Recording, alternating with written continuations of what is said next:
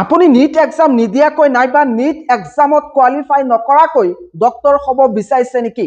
তেতিয়াহ'লে এই ভিডিঅ'টো আপোনাৰ বাবে, কাৰণ এই ভিডিঅ'ৰ জৰিয়তে আলোচনা কৰা হ'ব top demanding medical courses without NEET examination.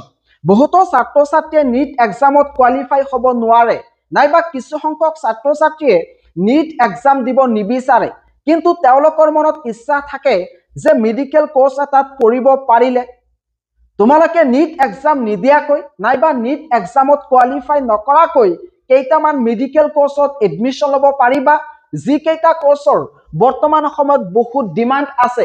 এইকেইটা কোৰ্চ যদি কৰিব পাৰে তেতিয়াহ'লে ক'বলৈ গ'লে চাকৰি পোৱাটো প্ৰায় নিশ্চিত, আৰু এইকেইটা কোৰ্চৰ কিন্তু বৰ্তমান সময়ত বহুত ডিমাণ্ড আছে। হায়াৰ ছেকেণ্ডাৰী উত্তীৰ্ণ হোৱাৰ পিছত ছাত্ৰ ছাত্ৰীয়ে কোনটো কোৰ্চত এডমিশ্যন ল'ব এইটো সিদ্ধান্ত ল'ব নোৱাৰে। তোমালোকে যাতে এটা সঠিক সিদ্ধান্ত ল'ব পাৰা তাৰ বাবে এই ভিডিঅ'টো বনোৱা হৈছে। প্ৰথমটো মোষ্ট ডিমান্ডিং কোৰ্চ হৈছে BNYS, ইয়াক চমুকৈ bachelor of naturopathy and yogic science. এই কোৰ্চৰ মেইন ফকাছটো হৈছে যে মানুহক কেনেকৈ কোনো মেডিচিন নিদিয়াকৈ ঠিক কৰিব পৰা যায়, অৰ্থাৎ ট্ৰিটমেণ্ট কৰিব পৰা যায়।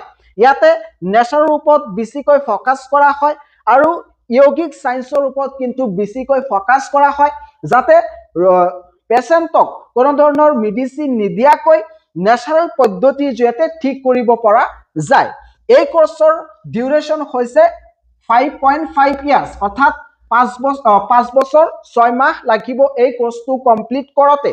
ইয়াতে কিন্তু 1 বছৰ মেডিকেল ইণ্টাৰ্ণশ্বিপ এটা আছে, অৰ্থাৎ 4.5 ইয়াৰ্ছ তোমালোকে এই কোৰ্চটো পঢ়িবা। তাৰ পিছত 1 বছৰ সম্পূৰ্ণ 1 বছৰ মেডিকেলত ইণ্টাৰ্ণশ্বিপ হিচাপে কাম কৰিব লাগিব। এই কাৰণে ইণ্টাৰ্ণশ্বিপ কৰিব লাগে কাৰণ ইয়াতে মানুহৰ লাইফৰ কথা আছে আৰু তোমালোকে যাতে ভালদৰে শিকিব পাৰা তাৰ বাবে ইয়াতে 1 বছৰ ইণ্টাৰ্ণশ্বিপ কৰিব লাগে।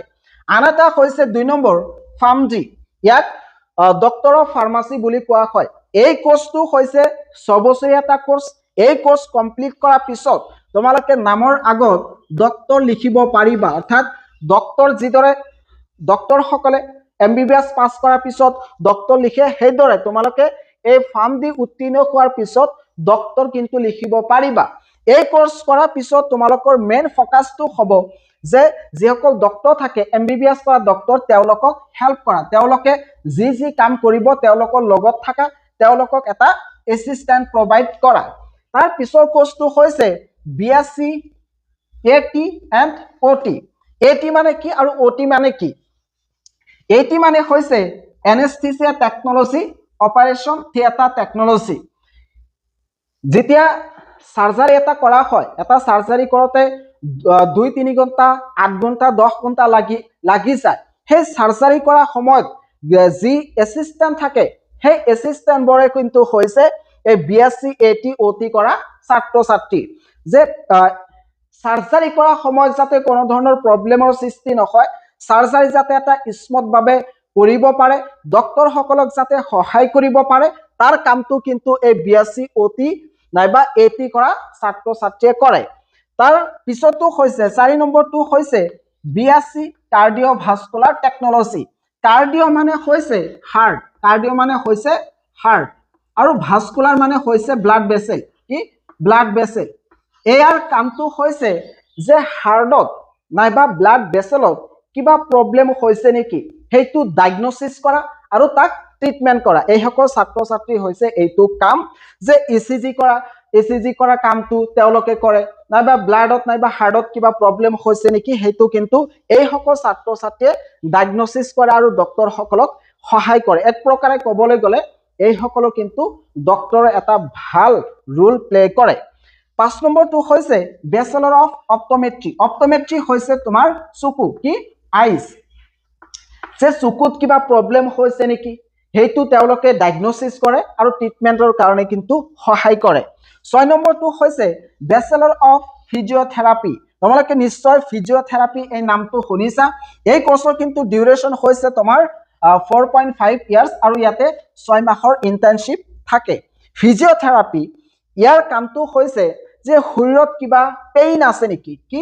বডি পেইন, বডি শৰীৰত কিবা পেইন আছে নেকি সেইটো ডায়াগনোসিস কৰে আৰু ট্ৰিটমেন্ট কৰাত সহায় কৰে নাইবা মুভমেন্ট কৰাৰ ক্ষেত্ৰত কিবা অসুবিধা হয় নেকি তোমালোকে চাবা যে যেতিয়া বয়স বৃদ্ধি পায় তেতিয়া কিন্তু মানুহে ভালদৰে খোজ কাঢ়িব নোৱাৰে কিয় খোজ কাঢ়িব নোৱাৰে শৰীৰত কিবা প্ৰবলেম হৈছে নেকি যে বন আছে আমাৰ শৰীৰত যি বন আছে অৰ্থাৎ হাড় আছে তাতে কিবা প্ৰবলেম হৈছে নেকি হেতু কিন্তু এই ফিজিওথেৰাপিষ্ট সকলে কাম কৰে লগতে হাড়ৰ যদি কিবা পেইন আছে হাড়ৰ কিবা পেইন থাকিলে তেওঁলোকে কাম কৰে গতিকে যদি মেডিকেল কোৰ্স এটাত এডমিশন লব বিচাৰে উইদাউট নিট এক্সামিনেশন তেতিয়া হলে এই কেইটা কোৰ্স কৰিব পাৰে প্ৰথমটো হৈছে BNYS Bachelor of Naturopathy and Yogic Science এই কোৰ্সৰ মেইন ফোকাসটো হৈছে যে মানুহক কেনেকৈ কোনো ধৰণৰ মেডিসিন নিদিয়াকৈ ট্ৰিটমেন্ট কৰিব পৰা যায় দুই নম্বৰটো হৈছে pharmacy doctor of pharmacy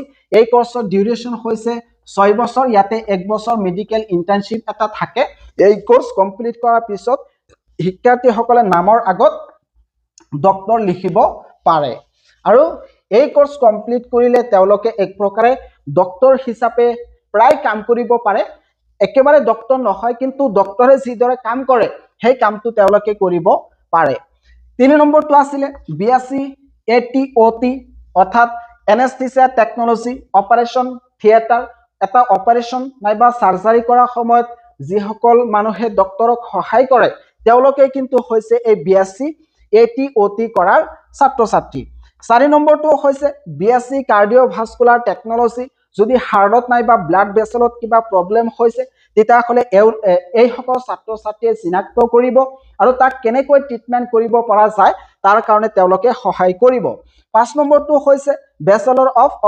Optometry অৰ্থাৎ চকুৰ যদি কিবা প্ৰবলেম হৈছে যে ভিজনত কিবা প্ৰবলেম হৈছে তেতিয়া হলে তেওঁলোকে সহায় কৰে এইবোৰ কোৰ্সৰ কিন্তু ডিউৰেশন সাগে